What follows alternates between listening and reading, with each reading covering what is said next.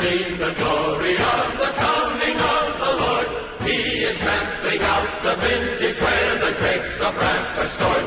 He hath loosed the fateful lightning of